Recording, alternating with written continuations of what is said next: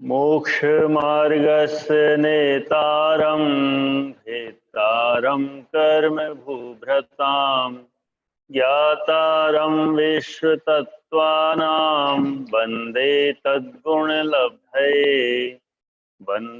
तद्गुणलब्धये। अधिकरण जीवा जीवाय। 7। अर्थ जीवाधिकरण और अजीवाधिकरण ये अधिकरण के भेद हैं। आद्य संरम भस्मारम भारम भायोग करित कारिता नुम तक्षाय विशेषैस्त्रिस्त्रिस्त्रिश्चतुश्चैक्षे। अर्थ आदि का जीवाधिकरण संरंभ, समारंभ, आरंभ, 3 योग विशेष, मन, वचन, काय, रूप 3, कृत, कारित, अनुमोदना विशेष रूप 3 तथा क्रोध, मान, माया, लोभ विशेष रूप 4 को परस्पर गुणित करने पर 108 भेद होते हैं। निर्वर्तना निक्षेप संयोग निसर्गा द्विचतुर्द्वित्री भेदाय परम। 9। अर्थ अजीवाधिकरण 2 प्रकार की निर्वर्तना, 4 प्रकार का निक्षेप, 2 प्रकार का संयोग तथा 3 प्रकार का निसर्ग, इस तरह 11 भेद वाला है। यहां पर सांप्रदायिक आश्रव का वर्णन चल रहा था। उसके बाद आश्रव के तीव्र मंद की अपेक्षा से जाना था। अब जानेंगे कि आश्रव का आधार क्या है। अधिकरण को आधार कहते हैं, अर्थात आश्रव के 2 आधार है, एक जीव दूसरा अजीव। जीव के परिणाम शुभ और अशुभ दोनों प्रकार के होते हैं और दोनों प्रकार के परिणामों से शुभ और अशुभ दोनों तरह के आश्रव होते हैं। परिणामों में ये अंतर शुभ तथा अशुभ दोनों प्रकार का होता है। कषायों में मंदता भी तथा तीव्रता भी आती है। जीव के परिणामों के निमित्त से जो कर्म का आश्रव होता है उसे जीवाधिकरण तथा जो अजीव की पर्यायों के निमित्त से जो कर्म का आश्रव होता है उसे अजीवाधिकरण कहते हैं। यहां निमित्त नामित संबंध है। जीवाधिकरण। जीवाधिकरण के 108 भेद है। ये संरंभ, समारंभ और आरंभ से होता है।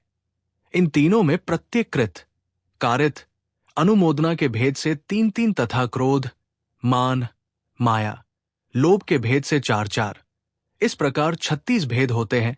मनोयोग, वचन योग, कायोग के भेद से इनके 3-3 भेद और करने से इसके कुल 108 भेद होते हैं। संरंभ प्रयत्न विशेष, किसी भी कार्य की रूपरेखा बनाना संरंभ है। समारंभ जो कार्य की रूपरेखा बनाई उसके साधनों को इकट्ठा करना समारंभ है।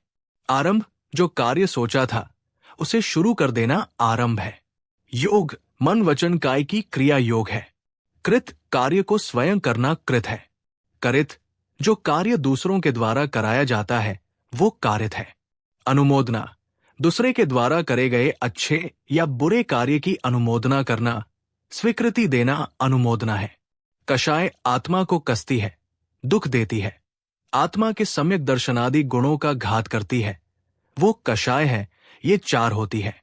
क्रोध, मान, माया, लोभ, इन सभी से जीव कर्मों का आश्रव करता है तथा ये आश्रव शुभ और अशुभ दोनों प्रकार का हो सकता है। अनुमोदना करने से पाप पुण्य के आश्रव का कारण। पुण्य और पाप के बंध होने में केवल जीव के परिणाम ही कारण है। बाह्य कारणों को तो जिनेंद्र देव ने केवल शुभ शुभ परिणामों का कारण कहा है, जबकि पुण्य के साधन करने में जीवों के शुभ परिणाम ही प्रधान कारण माने जाते हैं। तब शुभ कार्य की अनुमोदना करने वाले जीवों को भी शुभ फल की प्राप्ति अवश्य होती है। इसी प्रकार अशुभ कार्य की अनुमोदना करने वालों को पाप की प्राप्ति अवश्य होगी। महापुराण 20:108-109। कोई भी जीव पाप या पुण्य करता है तो उसे करने के 108 भंग प्रकार से होता है। ये जीव किसी भी पाप या पुण्य को करने का विचार करता है, फिर प्रवृत्ति करता है, फिर आरंभ कर देता है। वह जीव पाप या पुण्य स्वयं करता है या दूसरों से कराता है तथा दूसरों के कार्यों की अनुमोदना करता है। अपने मन में सोचता है, दूसरों से वचनों के द्वारा कहता है, काय, शरीर के द्वारा भी करता है, क्रोध के, मान के, माया के व लोभ के वश से करता है। इस तरह किसी भी पाप को दूर करने तथा पुण्य को बढ़ाने के लिए माला के 108 दानों के माध्यम से पापों का प्रक्षालन तथा पुण्य को बढ़ाता है। अजीवाधिकरण।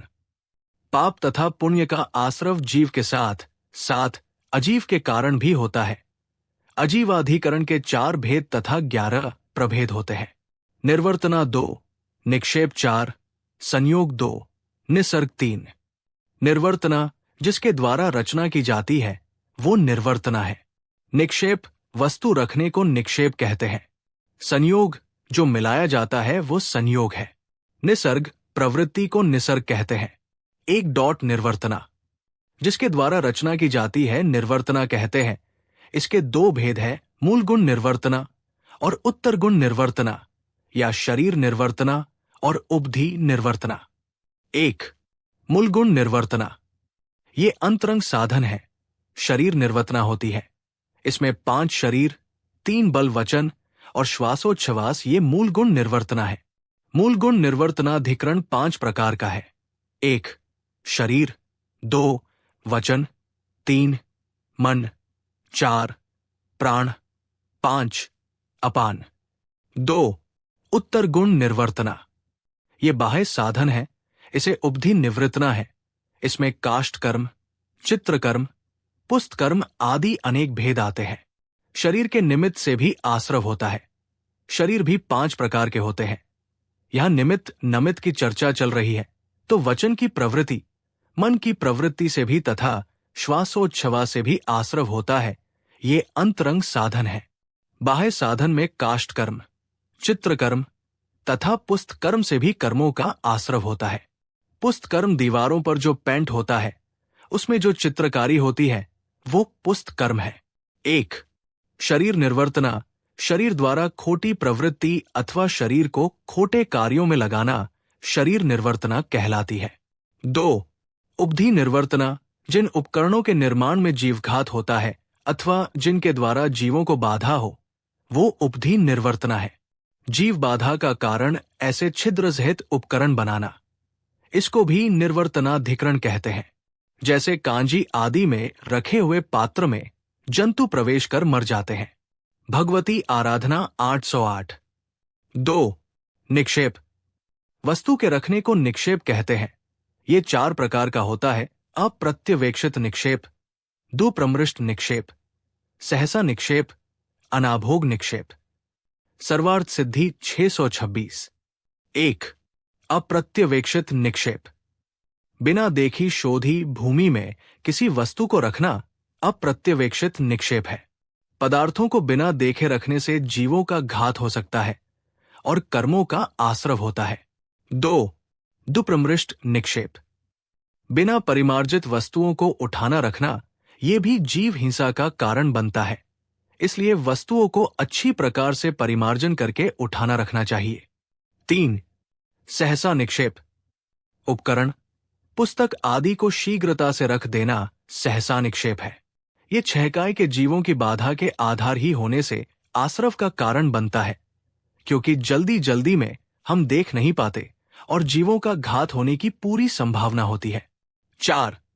अनाभोग निक्षेप डॉट असावधानी के साथ जहां तहां वस्तुओं को रखना अनाभाग निक्षेप है, अर्थात उपयोग रहित जगह पर वस्तुओं को रखना अनाभोग निक्षेप है।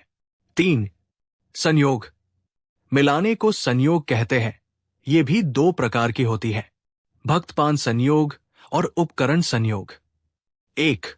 भक्तपान संयोग भक्त भोजन, पान पेय जिनमें समूर्छन जीवों की उत्पत्ति होगी, ऐसे पेय पदार्थ दूसरे पेय पदार्थ के साथ संयुक्त करना अथवा भोज्य पदार्थ के साथ पेय पदार्थ को संयुक्त करना। जिनसे जीवों की हिंसा होती है ऐसा पेय और भोज्य पदार्थों का संयोग निषिद्ध है। इससे अन्य संयोग निषिद्ध नहीं है, ऐसा भक्तपान संयोग है। भगवती आराधना 809। 2. उपकरण संयोग कमंडलू, पुस्तक आदि उपकरणों को दूसरे उपकरणों के साथ मिलाना उपकरण संयोगाधिकरण है। राजवार्तिक 14। शीत का उष्ण से, उष्ण का शीत से, शुद्ध का अशुद्ध से स्पर्श करना उपकरण संयोग है। ठंडे स्पर्श वाले पुस्तक का धूप से संतप्त कमंडलू और पिच्छी के साथ संयोग करना अथवा धूप से तपी हुई पिच्छी से कमंडलू, पुस्तक को स्वच्छ करना आदि को उपकरण संयोजना कहते हैं। भगवती आराधना 809।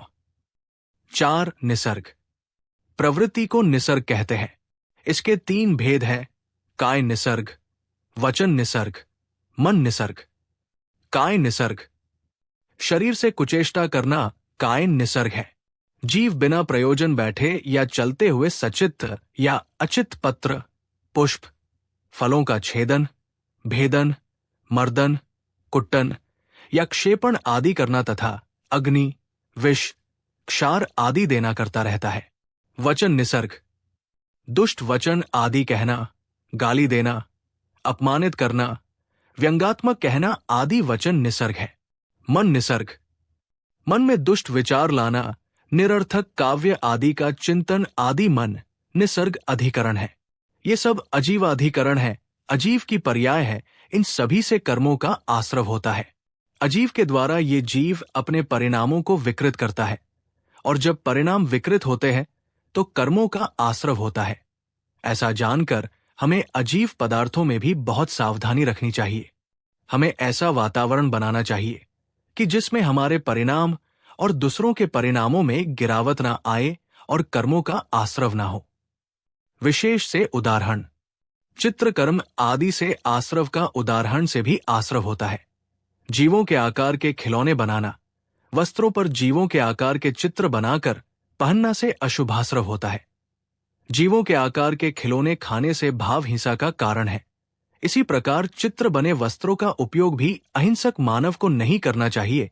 इनके उपयोग से भाव हिंसा होती है, अशुभाश्रव होता है। भक्तपान संयोग का उदाहरण, एक जल को गर्म करा, उसकी मर्यादा 24 घंटे हो गई तथा एक जल 48 मिनट की मर्यादा है। 2-4 घंटे वाले जल में ज्यादा गर्म होने के कारण से 48 मिनट की मर्यादा का जल मिलाना भक्तपान संयोग है। 2. भोजन के एक डिब्बे में पूरी है तथा दूसरे में रोटी है। दोनों को एक साथ रखना कि कौन 2 डिब्बे करे भक्तपान संयोग है। क्योंकि पूरी की मर्यादा तो 24 घंटे की है, रोटी की मर्यादा 6 घंटे की, अर्थात जो चीजें विरुद्ध हो उनको मिला देना, संयोग कर देना से इसमें भी जीवों का घात होता है, हिंसा होती है, अधर्म होता है। तत्वार्थ सूत्र अध्याय 6 सूत्र 7 से 8, 9 से अधिकरण के भेद, जीवाधिकरण और अजीवाधिकरण की व्याख्या पूरी हुई। जिनवाणी माता की जय।